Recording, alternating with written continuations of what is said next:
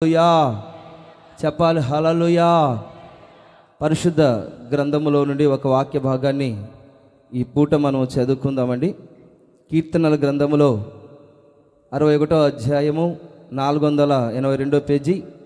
కీర్తనల గ్రంథం 61వ అధ్యాయము 1-2 వచనాలు మనం చదువుకుందాము. దేవా, నా మొర ఆలకింపుము, నా ప్రార్థనకు చెవియొగ్గుము. నా ప్రాణము తల్లడిల్లగా బూదిగంతములో నుండి మొరపెట్టుచూ ఉన్నాను. నేను ఎక్కలేనంత ఎత్తైన కొండపైకి నన్ను ఎక్కించుము. ఈ వాక్య భాగములో మనం గమనించినట్లయితే దైవజనుడు యొక్క దావీదు దేవుని యొక్క సన్నిధిలో ప్రార్థన చేస్తున్నాడు, మొరపెడుతూ ఉన్నాడు. ప్రభా, నా ప్రార్థన మీరు ఆలకించండి అని దేవుని యొక్క సన్నిధిలో మొరపెడుతున్నాడండి. ఎంతగా మొరపెడుతున్నాడంటే తన ప్రాణము తల్లడిల్లిపోగా, తన ప్రాణము అంటే మనలో ప్రాణమున్నది, మనలో ఏమున్నదంటే ప్రాణ, ఆత్మ, దేహాలు ఉన్నాయా లేదా చూసుకోండి, చెక్ చేసుకోండి. మనలో ఏముంది? ప్రాణ, ఆత్మ, దేహాలు ఉన్నాయి.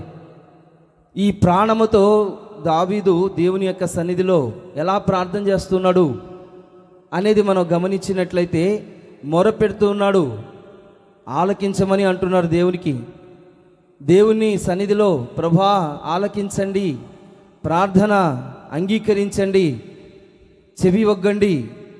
ఎలా ప్రార్థన చేస్తున్నాడంటే నా ప్రాణము తల్లడిల్లగా బూదిగంతములో నుండి నీకు మొరపెడుచు ఉన్నది. ఏమని మొరపెడుచు ఉన్నది? తన యొక్క ప్రాణము, దావీదు యొక్క ప్రాణమంట మొరపెడుచు ఉన్నదంట. ఏమని మొరపెడుచు ఉన్నది? ఉద్యోగం కావాలనా? ఇల్లు కావాలనా? ఈ లోక సంబంధమైన ఆశీర్వాదాలు కావాలనా? దావీదు ఏమని ప్రార్థన చేస్తున్నాడండి? బాగా అర్థం చేసుకోండి. అటు ఇటు ఎవరు తిరగొద్దు. మనసు ప్రభువు మీద ఆనుకొన చేసి ఆయన వాక్యాన్ని మనం వినాలి. దావీదు ఏమని ప్రార్థన చేస్తున్నాడు? మనం ఏమని ప్రార్థన చేస్తూ ఉన్నాము? మనం అది కావాలి, ఇది కావాలి, మనము అది కావాలి, ఇది కావాలి, లోక సంబంధమైన వాటి యందు మనసు నుంచి ప్రార్థన చేస్తూ ఉన్నాం. కానీ దావీదు ఇలా ప్రార్థన చేస్తూ ఉన్నాడండి. నా ప్రాణము తల్లడిల్లగా బూదిగంతములో నుండి నీకు మొరపెడుచు ఉన్నాను. ఏమని మొరపెడుతున్నాడు దావీదు? ఏమని మొరపెడుతూ ఉన్నాడు? ఏమని మొరపెడుతున్నాడంటే నేను ఎక్కలేనంత ఎత్తైన కొండపైకి నన్ను ఎక్కించుము అని ప్రార్థన చేస్తున్నాడండి. చెప్పాలి హల్లెలూయా. ఏమని అర్థమైందా? ఎక్కలేనంత ఎత్తైన కొండ. మనము ఆ కొండలోనికి వెళ్ళాలి. మనకు తెలుసు ఈ గోవా ప్రాంతంలో రకరకాల కొండలు ఉన్నాయి, పర్వతాలు ఉన్నాయి. మనం ఈ కొండ ఎక్కుతూ దిగుతూ ఉంటే మనకు తెలుసు. కానీ ఈ కొండ ఆ కొండ కాదండి. దేవుడు నివసించే ఆ కొండది. ఆ కొండను చేరుకోవాలని తన ప్రాణమంట తల్లడిల్లిపోతూ ఉన్నది. ఎక్కడి నుంచి ఆయన ప్రార్థన చేస్తూ ఉన్నాడు? భూమి యొక్క చూడండి గదంతుల నుండి, ఈ భూమిలో నుండి తన ప్రాణము తల్లడిల్లిపోతూ ఉన్నది. ఏమని ప్రార్థన చేస్తున్నాడనంటే చూడండి, దేవుని కొండకు నేను చేరుకోవాలి. దేవుడు నివసించే ఆ కొండ ఉన్నది. దేవుడు అక్కడ నివసిస్తూ ఉన్నాడు. కాబట్టి ఆ కొండలోకి నేను వెళ్ళాలి అని తన ప్రాణమంట తల్లడిల్లిపోతూ ఉన్నది. తన ప్రాణము ఆశపడుతూ ఉన్నది. ఎవరైతే ఇలాంటి ఆశ ఎవరైతే కలిగి ఉంటారో వాళ్ళని దేవుడు ఏం చేస్తాడంట? ఎక్కలేనంత ఎత్తైన కొండది. ఈ కొండను ఎక్కాలంటే ఎలాంటి అనుభవాలలో మనం ముందుకు సాగాలి అనేది ఈ దినాన మనం తెలుసుకోవాలండి. ఇక్కడ కన్ను మూస్తే ఆ కొండలో, ఆ సియోను కొండ మీద, ఆ ఉన్నతమైన శిఖరం మీద దేవుడు నివసించే ఆ మనోహరమైన యొక్క స్థలములలో, ఆ కొండలలో మనము ఉండునట్లుగా మన ప్రాణం ఏం చేయాలంట? తల్లడిల్లాలి. ఆరోగ్యం కొరకు కాదండి, అవసరతల కొరకు కాదు, ఆస్తి పాస్తుల కొరకు కాదు, ఈ లోక సంబంధమైన ఆశీర్వాదాల కొరకు మన ప్రాణము తల్లడిల్లిపోతూ ఉంటుంది. కొద్దిగా ఆహారం తినాలి, కొద్దిగా సంపాదించుకోవాలి, మంచి ఇల్లు కట్టుకోవాలి, మంచి ఉద్యోగాన్ని సంపాదించుకోవాలి, మంచి భార్యను పెళ్లి చేసుకోవాలి, మంచి భర్త, ఎందుకంటే బాగా చూసుకోవడానికి మంచి భర్త కావాలి, మంచి భార్యకు వండి పెట్టడానికి, అన్నీ చూడడానికి. ఈ విధంగా మన ప్రాణము, మన శరీరము తల్లడిల్లిపోతూ ఉంటుందన్నమాట. ఈ శరీర సంబంధమైన తృప్తి, ఈ శరీర సంబంధమైన ఆలోచనలు కలిగి ఎంతవరకు ఉంటామో అంతవరకు ఆ కొండపైకి మనం ఎక్కలేమండి. ఎవరైతే ఆశ కలిగి నిరంతరము మీ సన్నిధిలో నేను జీవించాలి ప్రభువా అని ఎవరి ప్రాణము తల్లడిల్లుతుందో, ఎవరి యొక్క ప్రాణము ఆశపడుతుందో వాళ్ళ ప్రాణములను చూడండి. అతని ప్రాణం అంటే ఆశపడుతుంది. దావీదు హృదయములో ఆ కొండ ఎక్కాలి, ఆ కొండను ఎక్కాలి అని దావీదు ఏం చేస్తున్నాడంటే ఎక్కుతూ ఉన్నాడనమాట. ఎక్కలేనంత ఎత్తైన కొండపైకి నన్ను ఎక్కించుము ప్రభువా. అందరూ చెప్పండి, నోరు తెరిచి చెప్పండి, ఎక్కలేనంత ఎత్తైన కొండకు నన్ను ఎక్కించుము ప్రభు. అందరూ చెప్పండి. చూడండి, ఎక్కలేనంత ఎత్తైన కొండ, ఆ కొండ అనుభవాలలో ఇదినా మనం నడిపించబడాలి. మీ మనస్సులో ఏముండాలంటే ఆ కొండ ఎక్కాలి. ఎక్కలేనంత ఎత్తైన కొండలోనికి నేను వెళ్ళాలి. దావీదు అదే చేశాడండి. చూడండి, దేవుడు ఇశ్రాయేలు ప్రజల్ని ఐగుప్తు నుండి తీసుకుని వచ్చి కానాను ప్రదేశానికి తీసుకుని వెళ్తూ ఉన్నాడు. తీసుకుని వెళ్తే ఆ క్రమములో కొంతమందిని నువ్వు జయించాలి అని ప్రభు చెప్తున్నాడండి. కొంతమంది రాజులను నువ్వు జయించాలి, 7 జాతి జనులను జయించాలి అని చెప్తూ ఉన్నాడు. ఈ 7 జాతి జనులను ఎవరైతే జయిస్తారో ఆ కానానుకు చేరతారో, ఆ కొండలోనికి చేరతారండి. కాబట్టి దావీదుకు సంబంధించి ఇంతకుముందు పితరులు ఏం చేశారంటే కొన్నిటిని జయించుకుంటూ ఆ 7 జాతి జనములను జయించుకుంటూ వస్తూ ఉన్నారు. అదే క్రమంలో దావీదు కూడా ఇశ్రాయేలు ప్రజల్ని 40 సంవత్సరాలు పరిపాలించుచున్న ఆ సందర్భంలో 40 సంవత్సరాలు పరిపాలన చేశాడు. ఎవరికి? ఇశ్రాయేలు ప్రజల్ని పరిపాలన చేసి హెబ్రోను అనే స్థలానికి వచ్చాడండి. హెబ్రోనులో ఎవరు నివాసం చేస్తున్నారంటే యెబూసీయులు. ఈ యెబూసీయులు ఎవరంటే దేవునికి విరోధమైన ఆలోచనలు కలిగిన వాళ్ళు. ఈ లోకంలో దేవునికి విరోధమైన ఆలోచనలు కలిగిన వాళ్ళు కొంతమంది ఉన్నారు. వాళ్ళందరినీ జయించి మనం ఎక్కడికి చేరాలంటే కానాను చేరాలి. ఆ సియోను కొండకు మనం చేరాలి. ఎక్కలేనంత ఎత్తైన కొండకు మనం చేరాలి. చెప్పాలి హల్లెలూయా, చెప్పాలి హల్లెలూయా. వాక్య భాగంలో మనం గమనించినట్లయితే సమూయేలు రాసిన రెండవ గ్రంథములో 5వ అధ్యాయము మనం గమనించినట్లు చదవండి యొక్క వాక్యాన్ని. సమూయేలు రాసిన 2వ గ్రంథం 5వ అధ్యాయములో 7వ వచనం చివరి భాగంలో మనం గమనించినట్లయితే 7వ వచనం చివరి భాగం చదవండి. అయినను దావీదు పురమనబడిన సియోను కోటను దావీదు స్వాధీనపరుచుకొనెను. చాలండి, హల్లెలూయా. చెప్పాలి హల్లెలూయా. అర్థమైందా? దావీదు అనే ఒక ఆయన ఉన్నాడు, అందరికీ తెలుసు కదా దావీదు. ఈ దావీదును ఏం చేశాడంట? 40 సంవత్సరాలు ఇశ్రాయేలుని పరిపాలన చేస్తూ హెబ్రోనులో నివసిస్తున్న యెబూసీయులు ఉన్నారన్నమాట. దేవునికి విరోధంగా ప్రవర్తించేవారు. వాళ్ళని జయించడానికి వెళ్తూ ఉంటే ఆ యెబూసీయులు ఏమంటున్నారంటే, నీవు రాలేవు ఈ కొండలోనికి.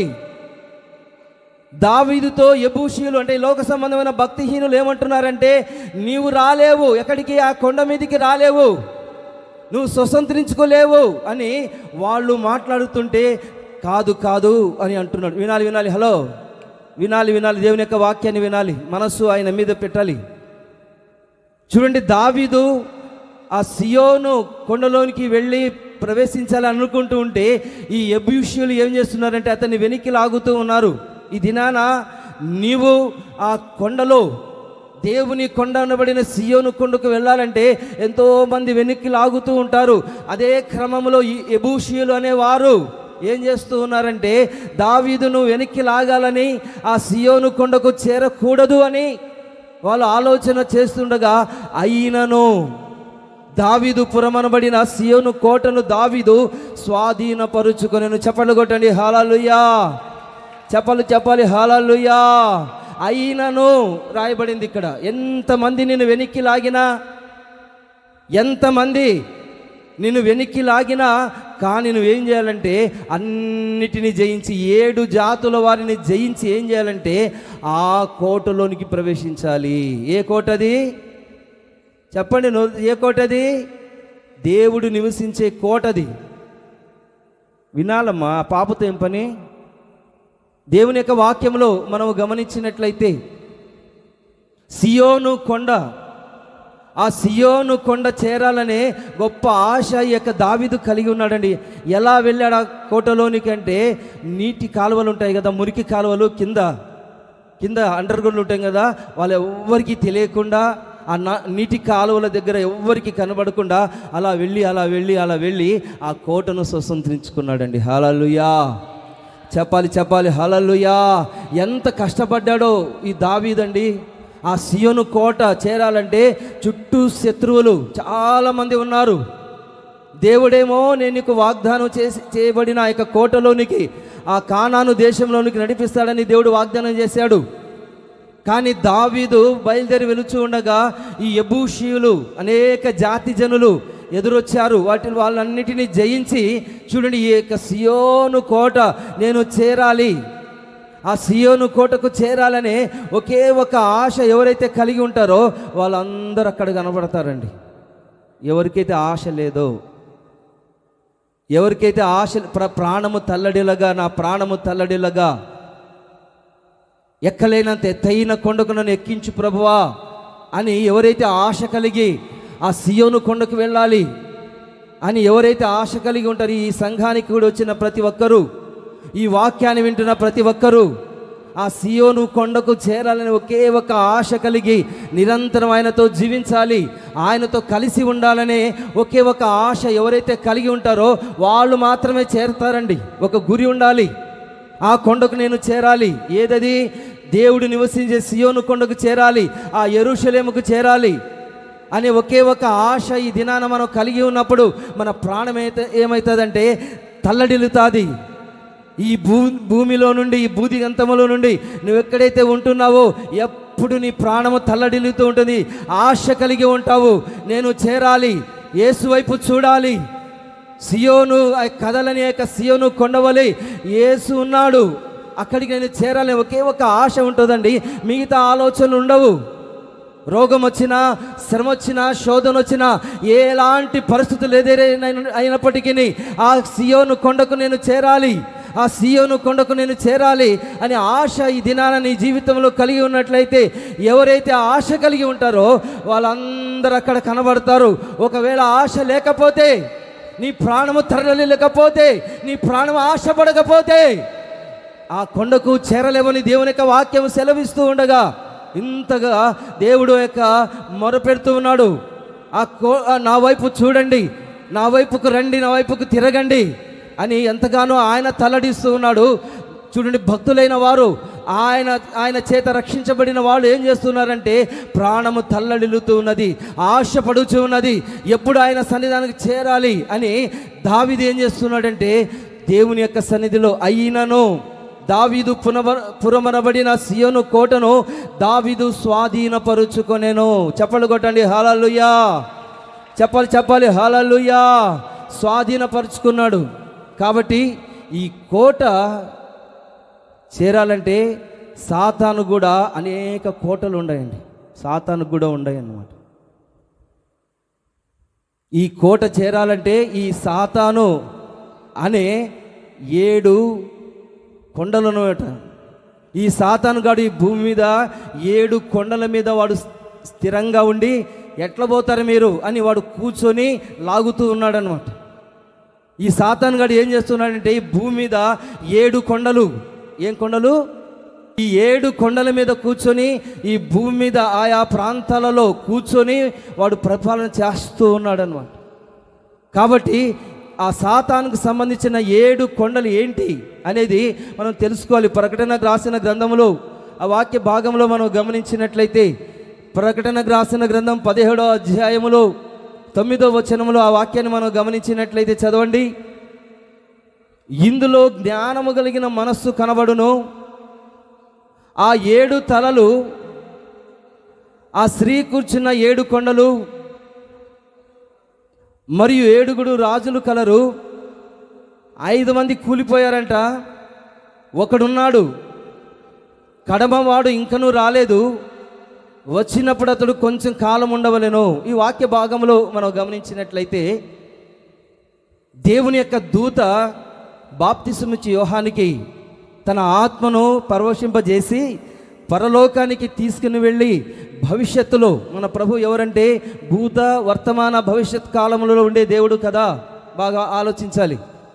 భవిష్యత్ కాలంలో జరుగుతున్న వాటిని ఆ దర్శనం రూపంలో దేవుడైన యెహోవా తన ఆత్మ చేత యోహాను నింపి తన ఆత్మను ఎక్కడికి తీసుకెళ్ళిందంట? పరలోకానికి తీసుకుని వెళ్ళింది. హల్లెలూయా. తీసుకుని వెళ్ళి ఇలా జరగబోతున్నది చెప్పి ఒక స్త్రీని కనబడుతుందంట అతనికి. ఆ స్త్రీ ఎవరంటే మహాబబులోను. ఆ బబులోను స్త్రీ అన్నమాట ఆమె పేరు. ఆ స్త్రీ ఏం చేస్తుందంటే ఎర్రని ఘట సర్పం అనే దాని మీద కూర్చొని 7 తలలు కలిగి 10 కొమ్ములు ధరించుకొని, ఆ తలల మీద కొమ్ములు వచ్చినాయంట. 7 తలలు ఉన్నాయంట ఘట సర్పానికి. ఎర్రని సర్పం అది. ఆ సర్పం మీద ఈ స్త్రీ కూర్చుందంట. ఏ స్త్రీ అది? వేశ్యది. అందరినీ అపవిత్రపరిచి దొంగతనము, వేశ్య, రకరకాల పాపము చేత అందరినీ పాపములో దించి ఈ స్త్రీ ఎక్కడ కూర్చుందంటే 7 కొండల మీద కూర్చుందంట. 7 కొండల మీద కూర్చొని ఆ 7 కొండలు, 7 తలలు, 10 కొమ్ములు కలిగి ఆ స్త్రీ ఏం చేస్తుందంటే ఆ ఎర్రని ఘట సర్పం, ఆ సర్పానికి 7 తలలు ఉన్నాయంట. ఆ తలలో ఏం కొమ్ములు మొలిచాయంట? 10 కొమ్ములు మొలిచాయంట. అలాంటి ఘట సర్పం అది. అలాంటి భయంకరమైన సాతాను మీద ఆ స్త్రీ కూర్చుందనమాట. ఆమె గురించి ఏం రాయబడిందంటే చూడండి, అప్పుడు అతడు ఆత్మవశుడనై నన్ను అరణ్యమునకు కొనిపోగా దేవదూషణ నామముతో నిండుకొని 7 తలలు 10 కొమ్ములు కలిగిన ఎర్రని మృగము మీద కూర్చొని ఒక స్త్రీని నేను చూచి తిని. ఎర్రని ఘట సర్పం అంట అది. దానికి ఎన్ని తలలు ఉన్నాయంట? చెప్పాలి. ఎన్ని తలలు ఉన్నాయి? 7 తలలు అనమాట. ఇటు మధ్యలో ఒక తల, ఇటు 3 అనమాట. మొత్తం 7 తలలు ఉన్నాయి దానికి. చూడండి, ఆ తలల మీద కొమ్ములు వచ్చాయంట. అలాంటి కొమ్ములు కలిగిన ఆ యొక్క సాతాను సింహాసనం మీద ఈ స్త్రీ కూర్చొని అందరినీ మనస్సును చెడగొట్టి అపవిత్రమైన ఆలోచనల చేత, దొంగతనము, రకరకాల పాపముల చేత, ఈర్ష్య, ద్వేషముల చేత నింపబడి దేవుణ్ణి దూషిస్తూ, దానికి ఒక నామాలు ఉన్నాయంట. ఆ స్త్రీకి దూషణ చేసే నామాలు. అదేం నామాలంటే మృగము, తర్వాత అబద్ధము, తర్వాత క్రీస్తు విరోధి, అబద్ధ ప్రవక్త, రకరకాల నామముల చేత ఈ స్త్రీ ఆ సింహాసనం మీద కూర్చొని ఆ 7 కొండల మీద అది కూర్చొని స్థిరంగా ఉన్నదంట. ఆ 7 కొండలు ఏంటి అనేది ఈ దినాన మనం తెలుసుకోవాలి. ఈ 7 కొండలలో 5 కొండలు అంటే 5 రాజ్యాలు గతించిపోయినాయి. దానియేలు గ్రంథంలో మనం గమనించిన దానియేలుకు దేవుడు దర్శనమిస్తాడు. ఆ దర్శనములో చూడండి, రాజ్యాల గురించి దేవుడు దర్శనమిస్తూ ఉన్నాడు. అదే ఆ 5 రాజ్యాలన్నీ ఇప్పుడు గతించిపోయినాయి. ఇప్పుడు ప్రస్తుతం మనం 5వ రాజ్యంలో ఉంటూ ఉన్నాం. ఇదే ప్రజా సామ్రాజ్యము. ఈ ప్రజా సామ్రాజ్యము కూలిపోతూ ఉన్నది. ఇంకా రాబోతున్న యొక్క సామ్రాజ్యాలు ఇంక రెండు సామ్రాజ్యాలు ఉన్నాయి. అదేం సామ్రాజ్యం అంటే ఈ క్రూర మృగము. ఆ క్రూర మృగము సముద్రంలో నుండి, జలములో నుండి బయటికి రాబోతూ ఉన్నది. మనం వింటున్నాం కదా లేవియాతనని. మనం విన్నాం కదా అంతకుముందు. సముద్రంలో అది ఉన్నది ప్రస్తుతానికి, అది ఇంతకుముందు ఉన్నది, ఇప్పుడు ఉన్నది, రాబోతూ ఉన్నది. అది ఆది ఘట సర్పము, అది జలములో నుండి బయటికి రాబోతూ ఉన్నది. అలాంటి భయంకరమైన సామ్రాజ్యం అది. అది సాతానుకు సంబంధించిన ఆ యొక్క రాజ్యాలు. 5 రాజ్యాలు అయిపోయినాయండి. ఏం రాజ్యాలు అవి తెలుసు కదా మీకు? ఏం రాజ్యాలు అయిపోయినాయి? దానియేలు రాసిన గ్రంథంలో ఆ వాక్యాన్ని మనం చదువుకున్నట్లయితే మీరు అన్నీ తెలుసుకోవాలండి కొన్ని విషయాలు. ఎందుకంటే ప్రభు రాకడది సమీపంగా ఉంది కాబట్టి దేవుని యొక్క సన్నిధిలో మనం కొన్ని విషయాలు తెలుసుకోవాలి. దానియేలు రాసిన గ్రంథంలో మనం గమనించినట్లయితే, మీరు దానియేలు గ్రంథం అంతా ఇంటికి వెళ్ళి చదువుకోండి. అక్కడ దేవుడు దానియేలుకు ఒక దర్శనం ఇస్తూ ఉన్నాడు అనమాట. ఆ దర్శనములో రాజ్యాలను గురించి దేవుడు బయలుపరుస్తూ ఉన్నాడు. మొట్టమొదటి రాజ్యం ఏంటంటే బబులోను రాజ్యం. ఆ బబులోను రాజ్యం ఏమైంది? నాశనం అయిపోయింది. తర్వాత గ్రీకు రాజ్యం వచ్చింది. దాని తర్వాత గ్రీకు రాజ్యం అంతా నాశనం అయిపోయింది. తర్వాత చూడండి, వెండి బంగారములు కలిగిన యొక్క రాజ్యము మాదియా పారసిక రాజ్యం. ఈ రాజ్యం కూడా కూలిపోయింది. తర్వాత మోకాళ్ళ యొక్క పాదములు ఇనుము మట్టి కలిగిన రాజ్యం రోమా రాజ్యం. ఈ రోమా రాజ్యంలోనే యేసుక్రీస్తు సిలువైబడ్డాడు. ఈ రాజ్యము గతించిపోయింది. ఇప్పుడు ప్రస్తుతానికి మనము 5వ రాజ్యంలో ప్రజారాజ్యంలో ఉంటూ ఉన్నాము. ఇది కొన్ని రోజుల్లో గతించిపోతూ ఉన్నది. రాబోతున్న రాజ్య సాతాను రాజ్యం ఏంటంటే క్రూర మృగము రాబోతున్నది. ఆ భయంకరమైన క్రూర మృగం రాబోతున్నది. అందుకనే ఇప్పుడే దేవుడు మీకు తెలియజేస్తూ ఉన్నాడు. ఏమని తెలియజేస్తున్నాడంటే, ఆ క్రూర మృగానికి, ఆ అబద్ధ ప్రవక్త రాజ్యంలోనికి వెళ్ళకుండా క్రీస్తు విరోధికి సంబంధించిన ప్రతిదీ విడిపించబడినట్లుగా మీరు ఏం చేయాలంటే ఆ కొండ మీదకి ఎక్కాలి. హల్లెలూయా. సాతాను కూడా 7 కొండలు వేసుకొని ఈ యొక్క భూమి మీద నివాసం చేస్తూ ఉన్నాడు. ప్రస్తుతము ఈ లోక రాజ్యాలన్నీ సాతాను రాజ్యాలు. ఈ సాతాను రాజ్యంలో నుండి విడిపించబడడానికే పరిశుద్ధాత్మ దేవుడు మనల్ని బలపరిచి ఎక్కలేనంత ఎత్తైన కొండకు మమ్మల్ని ఎక్కించండి ప్రభువా అని తన ప్రాణము తల్లడిచిపోతున్నది. ఎందుకంటే ఒకవేళ విడవబడితే ఆ భయంకరమైన క్రూర మృగము అనే రాజ్యంలోనికి వెళ్ళవలసి వస్తుంది. అబద్ధ ప్రవక్తలు రాబోతూ ఉన్నాయి. రాబోతున్న యొక్క దినాలలో భయంకరమైన యొక్క దినాలు రాబోతూ ఉన్నవి. కాబట్టి అలాంటి దినములలో ఎవ్వరూ ఉండకూడదు అని ఈ దినాన పరిశుద్ధాత్మ దేవుడు మనల్ని ప్రేరేపించి, మనల్ని బలపరిచి, మనల్ని ఆదరించి ఈ దినాన మన యొక్క ప్రాణము తల్లడిల్లాలి. నా ప్రాణము తల్లడిల్లుటక ఎక్కలైన ఎత్తైన కొండకు ఎక్కించండి ప్రభువా అని దావీదు ప్రార్థన చేసిన రీతిగా ఈ దినాన దేవుని యొక్క సన్నిధిలో మనం ప్రార్థన చేయాలి. హల్లెలూయా, హల్లెలూయా. ఇది ఎలాంటి రాజ్యం అంటే సాతాను ఉండే రాజ్యం ఇది. ఈ సాతానికి కూడా 7 తలలు ఉన్నాయట, 10 కొమ్ములు ఉన్నాయట. ఈ 7 తలలు 7 రాజ్యాలు అన్నమాట. ఈ 5 రాజ్యాలు గతించిపోయిన ఇది ప్రజారాజ్యంలో మనం ఉంటూ ఉన్నాం. రాబోతున్న రాజ్యాలు క్రూర మృగానికి సంబంధించింది, అబద్ధ ప్రవక్తకు సంబంధించింది. రాబోతున్న రాజ్యాలు ఉన్నాయి. వాటిలో తప్పించుకోవడానికి దేవుడు మిమ్మల్ని ప్రేమించి ఉన్నాడు. చెప్పండి, కొట్టండి హల్లెలూయా. చెప్పాలి హల్లెలూయా. ఎంతమంది ప్రాణము తల్లడిల్లుతూ ఉన్నది దేవుని యొక్క కొండకు చేరాలని. ఎంతమంది ప్రాణము అల్లాడిపోతూ ఉన్నది. ఈ దినాన్ని ప్రాణం అల్లాడుచూ ఉన్నదా? నీ ఆత్మ ఘోషించుచూ ఉన్నదా? నీ ఆత్మ దేవుని యొక్క సన్నిధిలో ఘోషించుచూ ఉన్నదా అనేది ఈ దినాన్ని తెలుసుకోవాలండి. దావీదు ఏమంటున్నాడంటే ఎక్కలేనంత ఎత్తైన కొండకు. ఎందుకంటే ఈ లోక సంబంధమైన రాజ్యాలు సాతాను చేతిలో ఉన్నాయండి. అది వేశ్య మహాబబులోను. వేశ్య ఆ స్త్రీ ఏం చేస్తుందంటే అందరినీ మోసపరుచుచు దేవుని యొక్క బిడ్డలను దూషించుచు అది మత్తిల్లి ఉన్నదంట, మత్తులో ఉన్నదంట. ఎలాంటి మత్తులో ఉన్నదంటే పరిశుద్ధుల రక్తం ఉంటుంది కదా, వాళ్ళందరినీ చంపి ఆ రక్తంతో మత్తిల్లి ఉన్నదంట. అర్థమైందా? పరిశుద్ధుల రక్తం ఉంటుంది కదా, హతసాక్షులు ఎంతోమందిని చంపింది ఈ స్త్రీ. ఈ సాతానుకు సంబంధించిన యొక్క స్త్రీ మహాబబులోను వేశ్య. ఈ పరిశుద్ధులందరినీ ఎంతమంది ఇంతకుముందు చాలామందిని చంపింది కదా. దాంట్లో ఎంతోమంది ఉన్నారు. ఈ హతసాక్షులైపోయారు, వాళ్ళు దేవుని కోసము కరిగి నీరైపోయారన్నమాట. వీళ్ళందరూ పరిశుద్ధులు. ఈ పరిశుద్ధులందరినీ వాళ్ళ రక్తాన్ని పీల్చి పిప్పి చేసి చంపేస్తూ ఉన్నదన్నమాట. ఇలాంటి రక్తము చేత మత్తిల్లి అలా పరవశిస్తూ ఆ సాతాను మీద కూర్చొని విలయ తాండం ఆడుతూ ఉన్నది ఏక స్త్రీ. ఆ స్త్రీ పేరు మహాబబులోను, వేశ్య స్త్రీ.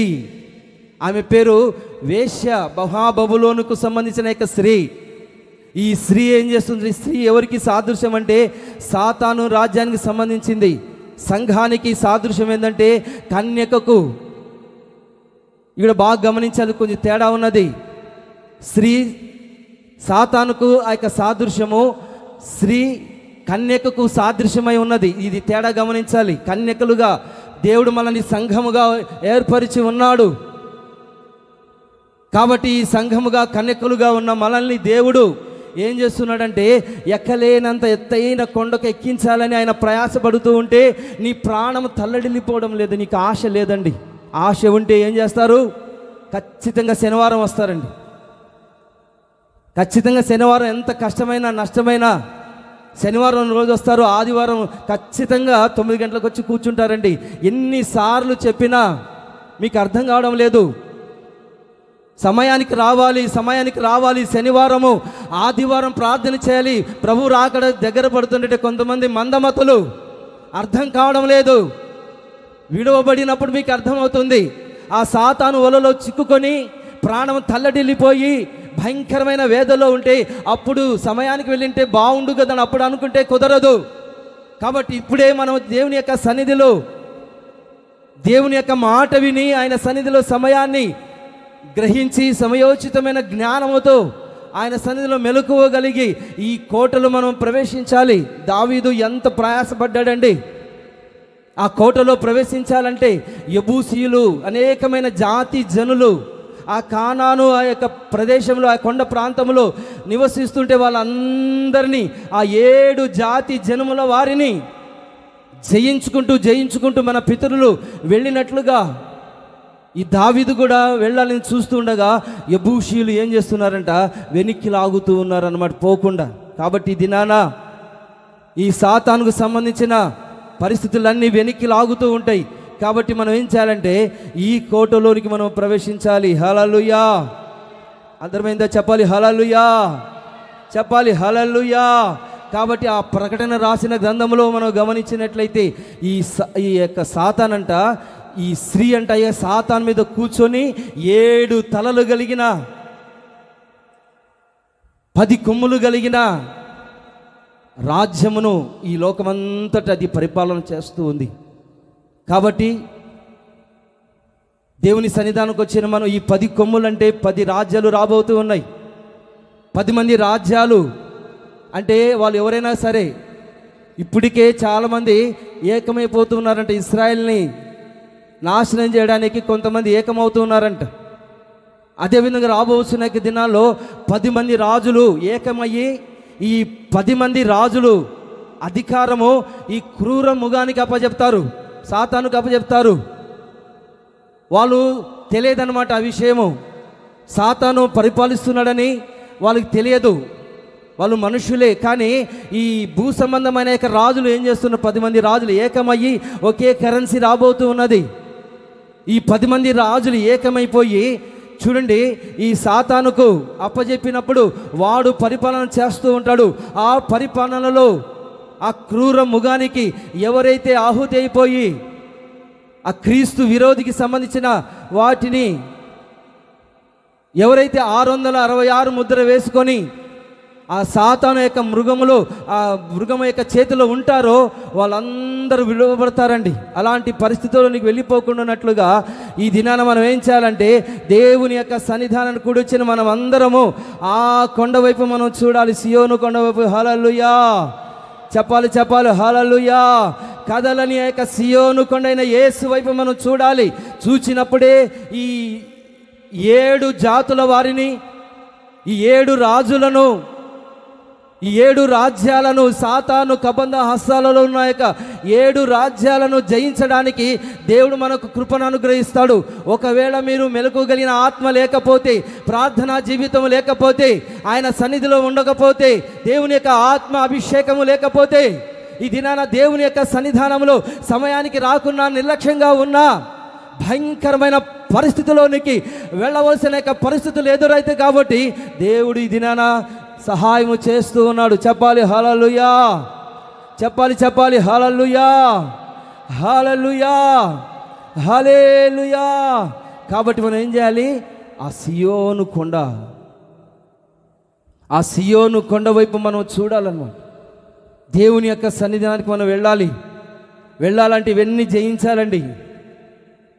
7 జాతి జనములను జయించాలి. వాటినన్నిటినీ మీరు తెలుసుకోండి. ఏంటి ఆ 7 జాతులు ఏంటి, వాళ్ళ యొక్క ఆలోచనలు ఏంటి, ఎలా జయించాలి, వేటిని జయించాలి అనేది ఈ సంఘం తెలుసుకుంటే అప్పుడు మనం దేవుని సన్నిధిలో చేరగలుగుతామండి. ఇలాంటి వారిని దేవుడు తీసుకొని అప్పుడు చివరి దినాలలో ఈ నమ్మకస్తులు, పరిశుద్ధులు, దేవుణ్ణి ఎరిగిన వారు, ఇలాంటి వారిని తీసుకొని ఆయన రాజ్యాన్ని ఆ దినాన జయిస్తాడంట. ఎప్పుడు?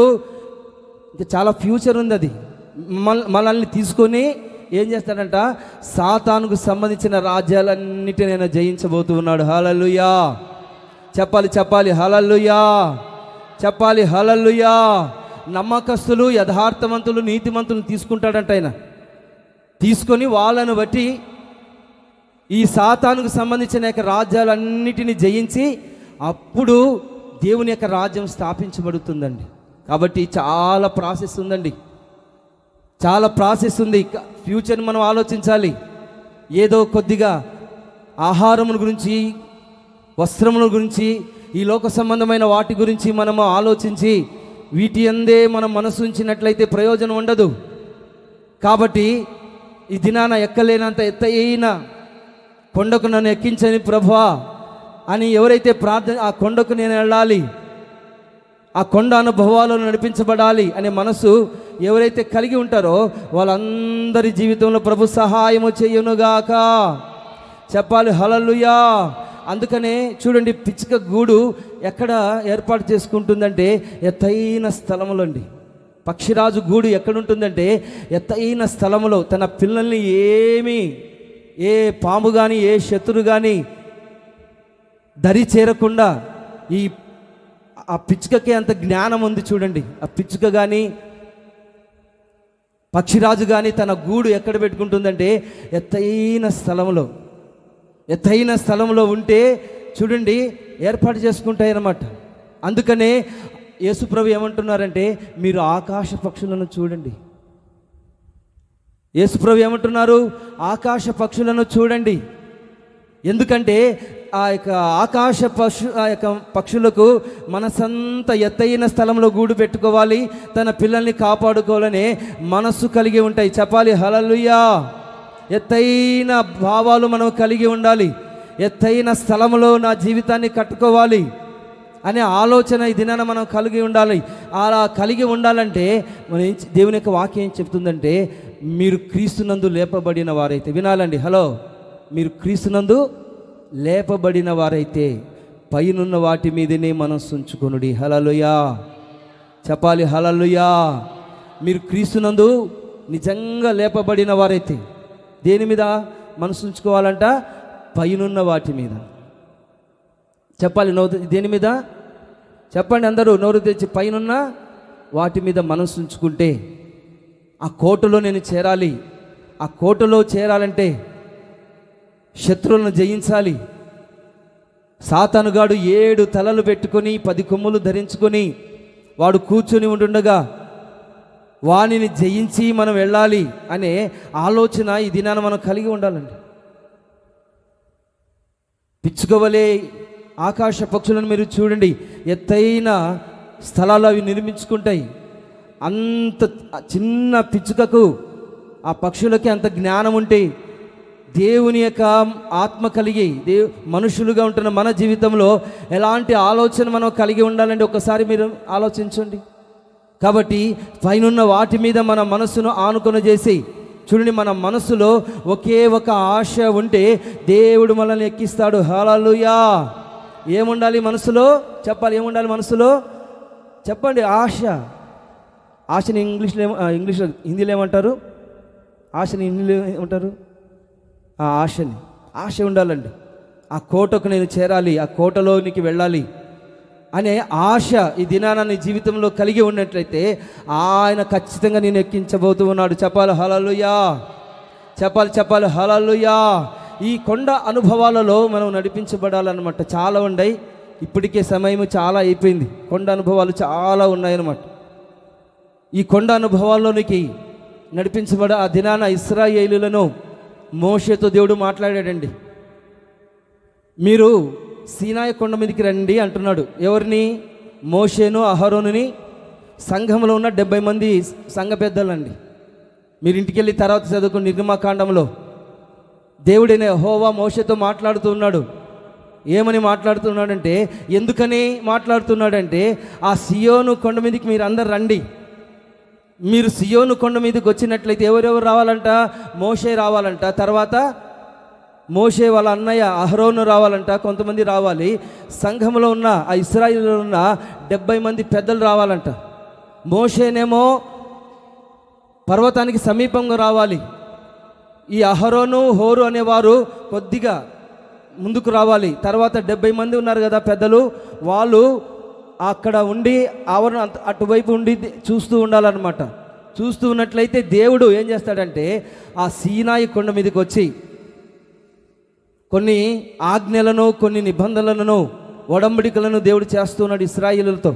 కాబట్టి మీరు వచ్చినట్లయితే ఈ దినాన నీతో దేవుడు ఈ సీనాయి కొండ మీద ఆయన నీతో నిబంధన చేయబోతూ ఉన్నారు. హల్లెలూయా. నిబంధన చేయాలంటే ఏం చేయాలి? వాళ్ళు ఏం చేశారంటే మాట విన్నారండి. మాట విన్నారు. అక్కడున్న వాళ్ళందరూ యవనస్తులు కూడా. అక్కడ దైవజనుడు యొక్క మోషే కొంతమంది యవనస్తులంట, మీరు సమాధాన బలులను కొన్నిటిని మీరు చెయ్యండి అని చెప్పాడు యవనస్తులకి. దైవజనుడు యవనస్తులకేమో కొన్ని విషయాలు అప్పచెప్పాడు మోషే. తర్వాత 70 మంది సంఘ పెద్దలు ఉన్నారు. వాళ్ళు వచ్చి మీరు చూస్తూ ఉండండి, కనిపెడుతూ ఉండండి అని ఆ మోషే చెప్తూ ఉన్నాడు. మోషేనేమో సీనాయి కొండ మీదకి వెళ్ళి ఎదురు చూస్తుండగా దేవుడైన యెహోవా ఏం చేశాడంటే ఆయన వారితో నిబంధన చేస్తూ ఉన్నాడు. చెప్పాలి హల్లెలూయా. నిబంధన చేసేటప్పుడు వీళ్ళు ఏం చేశారంటే దేవుని యొక్క కొండ అనే సియోను కొండ దగ్గరికి వచ్చారు. తర్వాత విధేయులైనారంట. యవనస్తులు అందరూ చెప్పిన మాట విన్నారంట. అక్కడ మీరు ఇంటికి వెళ్ళి నిర్గమకాండంలో చదవండి. యవనస్తులు విన్నారంట, సంఘ పెద్దలు విన్నారంట, చిన్నలు పెద్దలు అందరూ వచ్చి దేవుని కొండ అనబడిన సియోను కొండకు వచ్చినప్పుడు దేవుడైన యెహోవా అక్కడ మాట్లాడినట్లుగా పరిశుద్ధ లేఖనాలలో మనం గమనిస్తూ ఉన్నాం. కాబట్టి ఇదే నా దేవుని యొక్క సన్నిధానానికి వచ్చిన మనము ఆ విషయాలన్నీ ఎక్కడ ఉంటాయంటే వాక్యంలో మనం గమనించినట్లయితే నిర్గమకాండము 24వ అధ్యాయం 15-16 వచనములలో వ్రాయబడి ఉంటుంది. మీరు ఇంటికి వెళ్ళి చదువుకోండి. కొండ అనుభవాలు, కొండ మీద మహిమ కనబడుతుంది. భూ సంబంధమైన వాటిని కోరుకోకూడదన్నమాట. చూడండి, ఈ 70 మంది సంఘ పెద్దలు, యవనస్తులు, దైవజనుడైన మోషే, అహరోను, కొంతమంది వాళ్ళందరూ వచ్చి ఈ యొక్క సీనాయి కొండ మీద ఉన్నప్పుడు వాళ్ళు ఏం చేశారంటే ఆ యొక్క దైవజనుడి యొక్క మోషే చెప్పిన యొక్క మాటకు విధేయులుగా మార్చబడ్డారంట. చెప్పాలి హల్లెలూయా. చెప్పాలి హల్లెలూయా. విధేయులుగా మార్చబడ్డారంట. సంఘ పెద్దలేమో ఎదురు చూస్తూ ఉన్నారంట. వాళ్ళు దేవుని చూసే, సంఘ పెద్దలు కూడా దేవుని చూశారు. అహరోను, మోషే కూడా దేవుని చూస్తూ ఉన్నారు. దేవుని చూసి కూడా వాళ్ళు అన్నపానములు పుచ్చుకొనిరి అని రాయబడింది. దేవుని చూసి కూడా దేవుని చూశారంట వాళ్ళందరూ. దైవజనుడు అహరోను తర్వాత వాళ్ళందరూ దేవుని చూసి అన్నపానములు పుచ్చుకొనిరి అని రాయబడింది. మీరు ఇంటికి వెళ్ళి చదువుకోండి. కాబట్టి దినాన ఈ యొక్క సీనాయి కొండ అనుభవాలు అంటే ఈ యొక్క సీనాయి కొండలో ఏముంటుందంటే దేవుని యొక్క మహిమ కనబడుతుంది. హల్లెలూయా. చెప్పాలి హల్లెలూయా. కాబట్టి ఈ కొండ అనుభవాల్లో మనం నడిపించబడాలంటే దేవుని యొక్క సన్నిధానానికి రావాలి. ఈ కొండ అనుభవాలలో మనం నడిపించబడాలి. ఈ కొండలో నుండి దేవుని యొక్క మహిమ నీకు కనబడుతుంది. కాబట్టి ఈ మహిమను మనం పోగొట్టుకోకుండా దేవుని యొక్క ఉన్నతమైన ఆశీర్వాదకరమైన మార్గాలలో మనం నడిపించబడాలన్నమాట. దేవుని యొక్క మహిమ ఇక్కడ కనబడుతుంది. చెప్పాలి హల్లెలూయా. దేవుడు ఏం చెప్పాడు? సీనాయి కొండ దగ్గరికి రండి అన్నప్పుడు అక్కడ ఏం కనబడిందంటే దేవుని యొక్క మహిమ. కాబట్టి ఇక్కడికి వచ్చినప్పుడు, ఈ సీనాయి కొండ అనబడిన యొక్క సంఘానికి వచ్చినప్పుడు దేవుని యొక్క మహిమ నీకు కనబడినట్లుగా నువ్వు ప్రార్థన చేసుకుని రావాలండి. దేవుని యొక్క సన్నిధానికి వచ్చేటప్పుడు ప్రభా సహాయం చేయండి అని ప్రార్థన పూర్వకంగా వచ్చినట్లయితే ఇక్కడ నీకు దేవుని యొక్క మహిమ కనబడబోతూ ఉన్నది. చెప్పాలి హల్లెలూయా, చెప్పాలి హల్లెలూయా. కాబట్టి ఇలాంటి మహిమ కలిగిన కొండ, సీయోను కొండ అనుభవాలలో మనం నడిపించబడాలండి. ఇంత మాత్రమే కాకుండా ఇలాంటి అనుభవాలలో ఉన్న వారికి దేవుడు ఏం చెప్తున్నాడు? ప్రకటన రాసిన గ్రంథంలో 22వ అధ్యాయం 17వ వచనం చదవండి. 22వ అధ్యాయం 17వ వచనం చదవండి. ఆత్మయు పెళ్లి కుమార్తెయు రమ్మని చెప్పుచూ ఉన్నారు, వినువాడును రమ్మని చెప్పవలెను, దప్పిగొని వారిని రానిమ్ము, ఇచ్చయించు వారిని జీవజలమును ఉచితముగా పుచ్చుకొని నిమ్ము. హల్లెలూయా, చెప్పాలి హల్లెలూయా. మీరు హల్లెలూయా చెప్పలేదంటే అర్థం కాలేదని అర్థం. ఇక్కడ ఏమని రాయబడింది? ఆత్మయు పెళ్లి కుమార్తెయు రమ్ము అని చెప్తున్నారు. పరిశుద్ధాత్మ దేవుడు పెళ్లి కుమార్తె తర్వాత రమ్ము అని చెప్తూ ఉన్నారు. వినువాడు రమ్మని చెప్పవలెను. ఎక్కడికి రమ్ము అంటున్నారంటే దేవుడు నివసించే ఆ యొక్క కోటలోనికి రమ్ము అని పిలుస్తూ ఉన్నారు. చెప్పాలి హల్లెలూయా. కాబట్టి మనం పెళ్లి కుమార్తెగా సిద్ధపడి ఉండాలి. పరిశుద్ధాత్మని ద్వారా, ఈ పరిశుద్ధాత్మని ద్వారా పెళ్లి కుమార్తెగా సిద్ధపడి ఉంటే అప్పుడు దేవుడు ఏం చెప్తాడంటే రమ్ము, ఇంకా సమయం వచ్చి ఉన్నది అని, సమయం వచ్చి ఉన్నదని చెప్తాడు. అప్పుడు మనం ఎక్కిపోవాలన్నమాట, ఎక్కిపోవాలి. పెళ్లి కుమార్తెగా ఈ దినాన్ని మనం సిద్ధపడి ఉండాలి. దేవుని యొక్క స్వరం వినబడుతూ ఉన్నది రాబోతున్న యొక్క దినాలలో. ఇంకా రమ్ము అన్నప్పుడు ఆ స్వరాన్ని మనం వినబడాలి. ఎప్పుడైతే వినబడుతుందో అప్పుడు ఆయన సన్నిధికి మనం చేరగలుగుతాం. కాబట్టి ఈ దినాన మనం ఏం చేయాలంటే, ఈ స్వరము వినబడాలంటే నువ్వు నీ మనసులో ఎలాంటి ఆశలు కలిగి ఉండాలంటే ఆ సియోను కోటలోనికి నేను ప్రవేశించాలి, ఆ సియోను కొండలోనికి, యెరూషలేమునకు నువ్వు వెళ్ళాలి అనే మనస్సు, ఆశ ఈ దినాన మనం కలిగి ఉన్నట్లయితే ఆయన అందరికీ చెప్పడండి. ఎవరైతే ఆశ కలిగి ఉంటారో వాళ్ళనే పిలుస్తాడు. అందరినీ పిలువాడు ఆయన. అందరినీ పిలువని పేరంటానికి మనం వెళ్ళకూడదు. దేవుడు పిలుస్తాడు. పిలవాలంటే మనం ఏం చేయాలంటే దేవుని యొక్క సన్నిధిలో సిద్ధపడి ఉండాలండి. దేవుని యొక్క సన్నిధిలో సిద్ధపడి ఉన్నట్లయితే అప్పుడు రమ్ము అని ఆయన పిలుస్తాడు. పిలిచినప్పుడు మనం వెళ్ళాలన్నమాట. అప్పుడు ఆయన రాజు, ఆయన కోటలో మనం నివాసం స్థలముగా మనం ఉంటామన్నమాట. ఒకవేళ మనము ఆ పిలుపుని అందుకొని మనం వెళ్ళకపోతే ఈ యొక్క సాతానుకు సంబంధించిన 7 తలల యొక్క సాతాను సామ్రాజ్యంలో నువ్వు ఉంటావు, వాని పరిపాలనలో కొనసాగుతావు. కాబట్టి దావీదు ఏమంటున్నాడంటే నా ప్రాణము తల్లడిల్లగా బూదిగంతముల నుండి నా ప్రాణము తల్లడిల్చు ఉన్నది, నా ప్రాణము ఆశపడుచు ఉన్నది, ఎక్కలేనంత ఎత్తైన కొండకు నన్ను ఎక్కించండి ప్రభా అని ప్రార్థన చేస్తూ ఉన్నాడు. కాబట్టి ఇలాంటి ప్రార్థన నువ్వు చేస్తూ ఉన్నావా? నీ ప్రాణము తల్లడిల్లుచు ఉన్నదనేది ఈ దినాన ఈ పునరుద్ధరణపు ఆరాధనకుడు వచ్చిన మన జీవితంలో దేవుడు సహాయము చేయునుగాక. చెప్పాలి హల్లెలూయా. ఏ కొండలోకి మనం రావాలి? సియోను కొండకి రావాలి. అప్పుడు దేవుని యొక్క మహిమ నీకు కనులారా నువ్వు చూస్తావు, నీ మనోనేత్రాలు వెలిగించబడతాయి. ఇంకొక కొండ ఉందండి పరిశుద్ధ లేఖనాలలో మనం గమనించినట్లయితే, కీర్తనల గ్రంథం 133 1, 2, 3 వచనాలలో మనం గమనించినట్లయితే చదవండి యొక్క వాక్యాన్ని. కీర్తనల గ్రంథం 133 ఆ వచనాన్ని మనం చదువుకుందామని. 3వ వచనం చదవండి. సియోను కొండల మీదకి దిగివచ్చు, హెర్మోను మంచు వలె ఉండును, ఆశీర్వాదమును శాశ్వత జీవమును అచ్చట ఉండవలెనని యెహోవా సెలవిచ్చుచు ఉన్నాడు. హల్లెలూయా. చెప్పాలి హల్లెలూయా. చూడండి ఇక్కడ ఏ కొండ ఇది? ఏ కొండలోనికి మనం రావాలి? మొట్టమొదటిగా సియోను కొండకు రావాలి. తర్వాత ఐక్యత అనే సహోదరులు ఐక్యత కలిగిన ఆ యొక్క కొండలోనికి రావాలండి. మనమంతా ఐక్యత కలిగి ఉండాలి.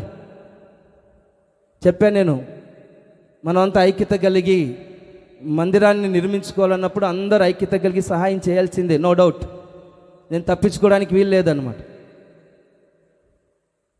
మందిరం కట్టుకోవాలి అన్నప్పుడు దైవజనులు వెంటనే దానిని శిరసావహించి కట్టుకున్నట్లయితే కొండలోనికి వెళ్తావు. నాకు సంబంధం లేదులే, నాకు అవసరం లేదులే, నా వల్ల కాదు, నేను పేదవాడిని, నేను ధనికుని అంటే కుదరదనమాట. కాబట్టి దేవుని సన్నిధానానికి వచ్చిన మనమందరూ ఐక్యత కలిగి చెప్పిన మాట విని, చెప్పాను నేను ఈ ప్రార్థన అయిన తర్వాత మగవాళ్ళందరూ ఉండాలని చెప్పాను. ఉండాల్సిందే, స్త్రీలు కూడా కొంతమంది పెద్దవాళ్ళు ఉండాల్సిందే. ఈ మందిరం గురించి మనం మాట్లాడుకోవాలి. ఐక్యత కలిగి సహోదరులు ఐక్యత కలిగి నివసించుట ఎంత మంచిది, ఎంత మేలు, మనోహరము. ఆ ఆశీర్వాదం ఎలా ఉంటుందంటే మన తల మీదికి వస్తుందంట మొట్టమొదటిగా, తర్వాత తల మీద నుండి పోయబడిన మన గడ్డ మీదకి వస్తుంది, తర్వాత అంగీల అంచు వరకు, ఈ అంగీల అంచు వరకు దిగజారిన పరిమళ తైలం వలె ఉంటుంది ఏక ఐక్యత. ఐక్యత సమాధానం కలిగి ఉండాలి. ఇలాంటి ఆశీర్వాదాలు ఎక్కడి నుంచి వస్తాయంటే చూడండి, ఐక్యత అనే కొండలోనికి ఎవరైతే వస్తారో, మాకు సంబంధం లేదే, మేము ఈ మందిరానికి మేము సహాయం చేయలేమో, మా వల్ల కాదు అంటారో, వాళ్ళు ఎవరంటే సాతానుకు సంబంధించిన వాళ్ళు. డైరెక్ట్గా చెప్తున్నాను, దేవునికి సంబంధించిన వాళ్ళు ఏం చేస్తారంటే దేవుని యొక్క మందిరానికి సహకరిస్తారు, ఐక్యత కలిగి ఉంటారు, సమాధానం కలిగి ఉంటారు. ఎవరైతే మాకు సంబంధం లేదులే అని అనుకుంటారో వాళ్ళు వెళ్ళిపోతారు, నామకార్థమైన జీవితంలో జీవిస్తారు. వాళ్ళు చూడండి భయంకరమైన యొక్క స్థితిలోనికి వెళతారు.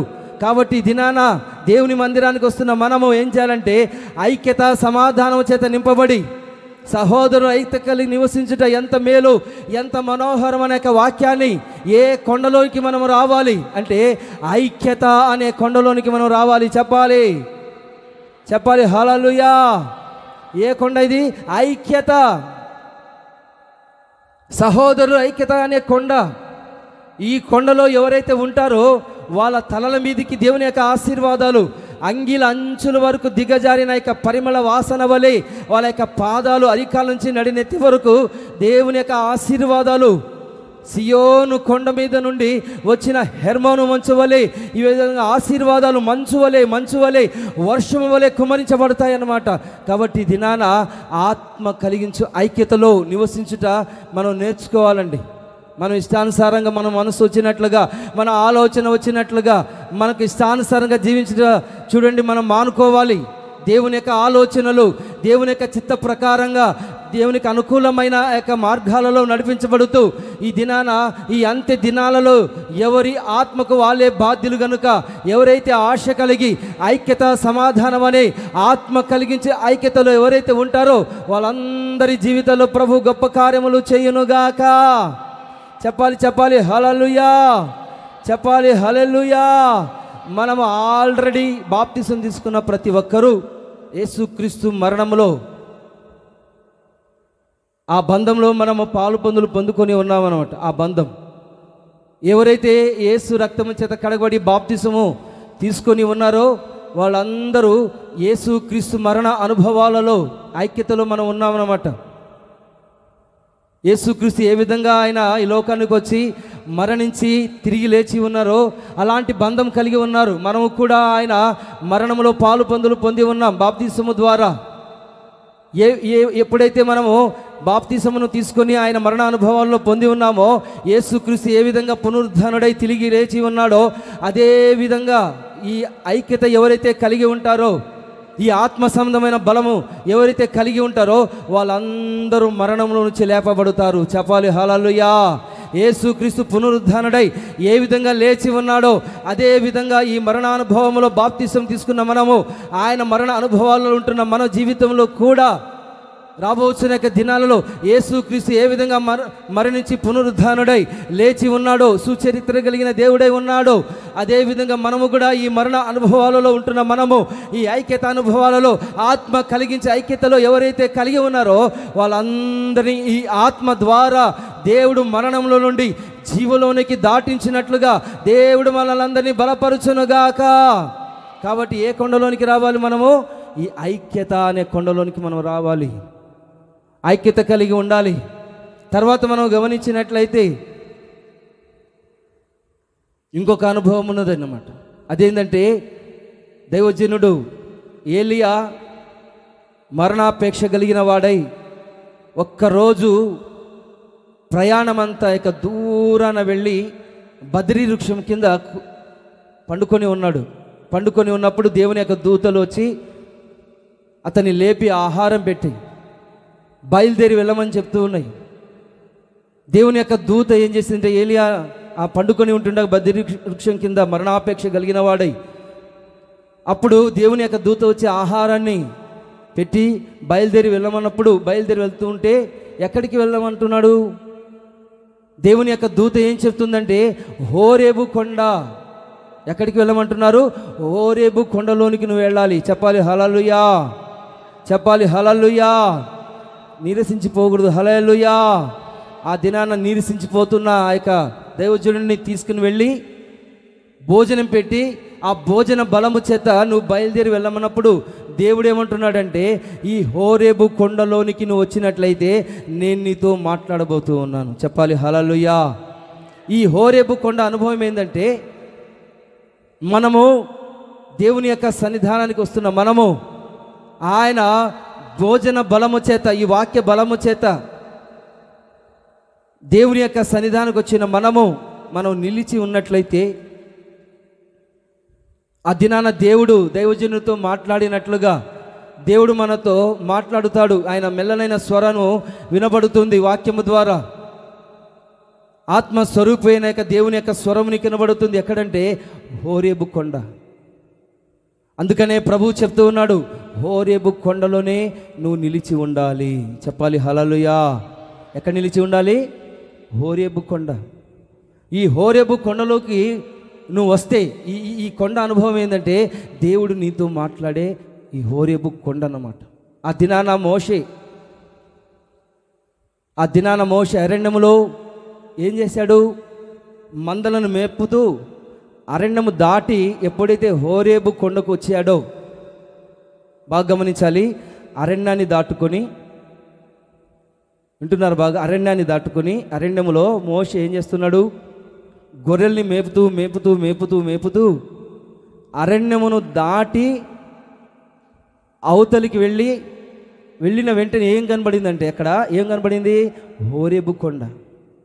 ఆ హోరేబు కొండకి ఎప్పుడైతే ఆ స్థలంలో అడుగు పెట్టాడో ఆ స్థలం నుండి చూడండి ఒక ప్రత్యక్షత, పరలోకం నుండి ఒక స్వరము మోషేకు వినబడుతున్నది. చప్పట్లు కొట్టండి హల్లెలూయా. చూడండి హల్లెలూయా. ఈ లోకం అనే అరణ్యాన్ని నువ్వు దాటి ఈ హోరేబు కొండలోనికి నువ్వు వచ్చినట్లయితే అక్కడ ఏమి వినబడుతుంది, ఏమి కనబడుతుందంటే దేవుని యొక్క ప్రత్యక్షత, దేవుని యొక్క స్వరము నీకు వినబడుతుంది. కాబట్టి నువ్వు ఎక్కడన్నా తిరిగి ఎక్కడికి రావాలి? నువ్వు హోరేబు కొండకు. హోరేబు కొండ అంటే అర్థం ఏంటంటే దేవుని యొక్క సన్నిధి, దేవుని యొక్క సంఘానికి. నువ్వు ఎక్కడన్నా తిరగండి, ఎక్కడక్కడ అంతా తిరిగి నువ్వు ఎక్కడికి రావాలంటే దేవుని యొక్క సన్నిధిలో కూర్చోవాలన్నమాట. మీరు పగలంతా పనులకు వెళ్తారు, ఆయా పనులకు వెళ్తూ ఉంటారు. వచ్చిన వెంటనే మోకరించి ఒక సాప వేసుకొని కూర్చొని ప్రభా మీరు మాట్లాడండి, మీరు నాకు సహాయం చేయండి అని దేవుని యొక్క సన్నిధిలో మోకరించి ఏం చేయాలంటే ప్రార్థన చేయాలి. ఆ యొక్క ప్రార్థన చేసినప్పుడు ప్రభు ఏం చేస్తాడంటే నీతో ఆయన మాట్లాడుతారు. చెప్పాలి హల్లెలూయా, చెప్పాలి హల్లెలూయా. అదేవిధంగా మోషే ఏం చేశాడంటే తన యొక్క మందను మేపుకుంటూ వచ్చి ఎక్కడికి వచ్చాడు? నోటి తెచ్చాము. ఎక్కడికి వచ్చాడు? హోరేబు. నోటి తెచ్చి చెప్పండి. రేబు కొండ దగ్గరికి వచ్చిన వెంటనే అతనికి ఒక ప్రత్యక్షత కలిగింది. చెప్పాలి హల్లెలూయా. చూడండి, మనం ఎక్కడన్నా తిరగని మనం ఏం చేయాలంటే మోకరించి ప్రార్థన చేయాలి. ప్రార్థన చేస్తే ఏం జరుగుతుందంటే ఆ హోరేబులో నుండి మోషేకు ప్రత్యక్షమైనట్లుగా ఆ కొండలో నుండి ఒక స్వరం వినబడుతుంది అన్నమాట. ఆ ప్రత్యక్షం వినబడుతుంది. పొద కనబడింది. ఆ పొదలో నుండి ఒక స్వరం వినపడుతుంది. పొద కాలిపోలేదంట, అగ్ని మండుతూ ఉందండి. ఆ పొదలో అగ్ని మండుతూ ఉంది. అగ్ని మండుతుంది, పొద కాలిపోలేదు. ఆ పొదలో నుండి ఒక అగ్ని స్వరము మెల్లగా వినపడుతుంది. మోషే, నా ప్రియ కుమారుడా మోషే అని ఒక మెల్లనైన మధురమైన స్వరము వినపడుతుంది. ఆయన అంత చూస్తూ ఉన్నాడండి, అంత చూస్తున్నాడు, కానీ ఆయనకి ఏం అర్థం కావడం లేదు. ఒక స్వరము వినపడుతుంది. ఎక్కడా అని చూసినప్పుడు, తడిమి చూసినప్పుడు ఒక పొద కనబడిందంట. ఆ పొదలో నుండి ఒక స్వరం వినబడుతుంది. హల్లెలూయా చెప్పాలి హల్లెలూయా చెప్పాలి హల్లెలూయా. కాబట్టి ఆ హోరేబు కొండలోనికి వచ్చినప్పుడు అగ్ని జ్వాలలో నుండి దేవుడు నీతో మాట్లాడుతారు. ఈ హోరేబు కొండకు వచ్చినప్పుడు దేవుడు నీతో కలుసుకుంటాడు. ఈ అహరోను ఈ హోరేబు కొండ దగ్గరికి వెళ్ళి మోషే దగ్గరికి వెళ్ళి ముద్దు పెట్టుకున్నాడంట. ఎవరు? అహరోను. ఎక్కడ జరిగింది అంటే హోరేబు కొండ దగ్గరే. హోరేబు కొండబడిన ఆ ప్రాంతానికి వెళ్ళి అహరోనుతో దేవుడు మాట్లాడాడు. అప్పుడు వెళ్ళి మోషేతో మాట్లాడి ఏం చేస్తున్నాడంటే తన తమ్మునితో బుగ్గ మీద ముద్దు పెట్టి మాట్లాడుతున్నాడంట. చెప్పాలి హల్లెలూయా. ఇది ఎక్కడ జరిగిందంటే హోరేబు కొండ మీద. కాబట్టి కలుసుకున్నారు అక్కడ వాళ్ళు. ఈ హోరేబు కొండలోనే దేవుణ్ణి ఇశ్రాయేలు శోధించి వాదించినప్పుడు ఏం జరిగిందంటే ఈ మోషే ఆ యొక్క బండను కొట్టినప్పుడు వాళ్ళందరూ వాదిస్తూ ఉన్నారు అన్నమాట. ఇశ్రాయేలు అందరూ శోధించి వాదిస్తున్న యొక్క పరిస్థితుల్లో దేవుడు ఏం చేశాడంటే ఆ హోరేబు కొండ మీద దైవజనుని యొక్క మోషే ఆ బండను కొట్టినప్పుడు ఆ బండలో నుండి ఏమొచ్చిందంటే నీళ్లు వచ్చినాయంట. చెప్పాలి హల్లెలూయా. కాబట్టి దినాన హోరేబులో నుండి ఏమొస్తాయంటే ఆయన కలుసుకుంటాడు ప్రత్యక్షత. ఈ హోరేబు కొండలో నుండి ఏమొస్తుందంటే నీళ్లు ఉతుకుతాయి. ఈ నీళ్ళ నుండి మనం తృప్తిపరచబడతామన్నమాట. అంత మాత్రమే కాకుండా ఈ హోరేబు కొండలో నుండి దేవుడు ఏం చేశాడంటే నిబంధన చేసి ఉన్నాడు. ఈ హోరేబు కొండలోనికి ఎంతమంది వచ్చారో వాళ్ళందరూ సమర్పించుకున్నారంట. చెప్పాలి హల్లెలూయా. చెప్పాలి హల్లెలూయా. నిర్గమకాండం 33వ అధ్యాయం 6వ వచనంలో మనం గమనించినట్లే చదవండి యొక్క వాక్యాన్ని. నిర్గమకాండం 33 6వ వచనం చదవండి.